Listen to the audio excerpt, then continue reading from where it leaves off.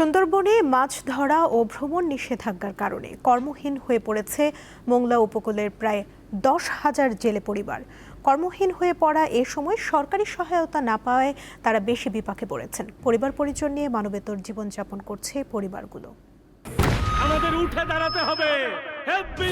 Speed সকল অন্যায়ের বিরুদ্ধে রুখে দাঁড়ানোর এনার্জি পার্টনার।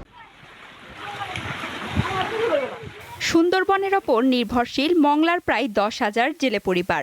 বন সংলগ্ন নদ নদী ও খালে মাছ কাঁকড়া সহ বনজ সম্পদ আহরণ করে তাদের জীবিকা চলে। গত 1 জুন থেকে 31শে আগস্ট পর্যন্ত সুন্দরবনের মৎস্য ও বন্যপ্রাণী প্রজনন মৌসুম। এই 3 মাস সুন্দরবনে নদী ও খালে মাছ ধরা ও পর্যটক প্রবেশের নিষেধাজ্ঞা দেয় বন বিভাগ।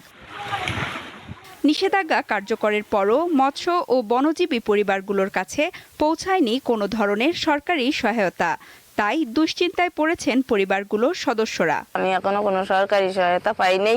একটা জালিয়া কাঠ ছিল, তাও সে চাল দিয়া বন্ধ আজ 6 বছর। সরকার যে বরাদ্দ দেয় এগুলো তো আসলে জালিয়াদের জন্য আসে। এই বন্ধের সময় আমরা যাতে পাইতে পারি তাহলে আমাদের একটু উপকৃত হব, তার কারণ কি আমাদের প্রেশার তো জেলে। বন্ধের পরে কোনো চাল ডাল কোনো সরকারি কোনো অনুদান পাইনি আমরা। সরকার যেন আমাদের উপর একটু লক্ষ্য রাখে। বন্ধের সময় আমাদের যেন শুধু মুষ্টি নদীর জন্য যেন সবাই তেল পাইলেও যেন সবাই পায়। সংশ্লিষ্ট কর্মকর্তারা জানান, বনজীবীদের সরকারি সহায়তার জন্য ঊর্ধ্বতন কর্তৃপক্ষের কাছে তথ্য পাঠানো হয়েছে। আমরা আশাবাদী এই বছরে মোংলা উপজেলায় প্রায় 500 জন মৎস্যজীবী যারা বনজীবী হিসেবে এই সুন্দরবন সংলগ্ন এলাকায় মাছ আহরণ করে তারা সহায়তা পাবে। জুন জুলাই আগস্ট মাস যদি মাছ ধরা কাঁকড়া ধরা এগুলো বন্ধ রাখা হয়, বিশেষ করে বনে প্রবেশ করা বন্ধ থাকে, তাহলে কিন্তু মাছ ডিম দিতে পারবে এবং সুন্দরবনে মাছের প্রাচুর্য বাড়বে।